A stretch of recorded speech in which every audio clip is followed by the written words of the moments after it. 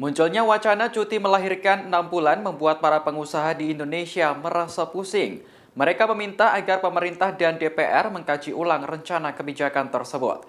Apabila wacana ini benar-benar disahkan, maka pengusaha berpeluang mengubah status karyawan menjadi pekerja kontrak.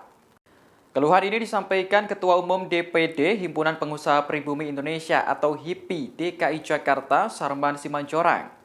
Sarman mengatakan pemerintah harus memperhatikan kondisi pengusaha yang akan menerapkan kebijakan cuti melahirkan 6 bulan ini. Tak hanya itu, pemerintah juga diminta melibatkan para pengusaha dari berbagai sektor untuk membahas rancangan undang-undang ini.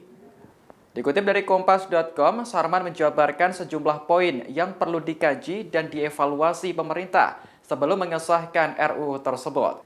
Pertama, apabila aturan ini disahkan, maka dapat berpeluang mendorong pengusaha untuk menyiasati karyawannya menjadi pekerja kontrak. Pasalnya, pengusaha harus mengeluarkan biaya operasional dalam bentuk gaji selama 6 bulan terhadap pekerja yang mendapatkan cuti tersebut. Kedua, kebijakan cuti ini dapat berpotensi menurunkan peringkat produktivitas tenaga kerja Indonesia yang saat ini sudah jauh tertinggal.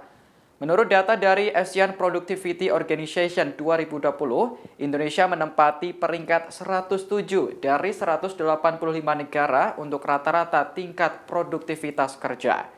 Sementara yang ketiga, pemerintah juga perlu memperhatikan dampak aturan ini jika diterapkan kepada pelaku usaha UMKM. Berdasarkan data dari Kementerian Koperasi dan UKM, pelaku usaha di Indonesia berjumlah 64,2 juta di tahun 2018. Sarman mengatakan bahwa pelaku UMKM rata-rata memiliki tenaga kerja antara 1 hingga 4 orang. Apabila pekerja wanitanya cuti melahirkan selama 6 bulan, UMKM dipastikan akan kewalahan mengurusi operasionalnya.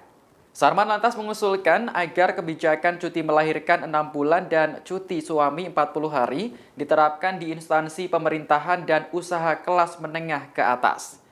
Namun bagi kalangan pelaku usaha UMKM harus ada regulasi khusus, sehingga kebijakan ini dapat diterima pelaku usaha. Meski demikian, Sarman memahami dan setuju dengan alasan pemberlakuan cuti melahirkan ini jika ditinjau dari sisi kesehatan. Demikian informasi kali ini, nantikan perkembangan informasi terbaru lainnya hanya di Tribun News. Terima kasih sudah nonton, jangan lupa like, subscribe, dan share ya!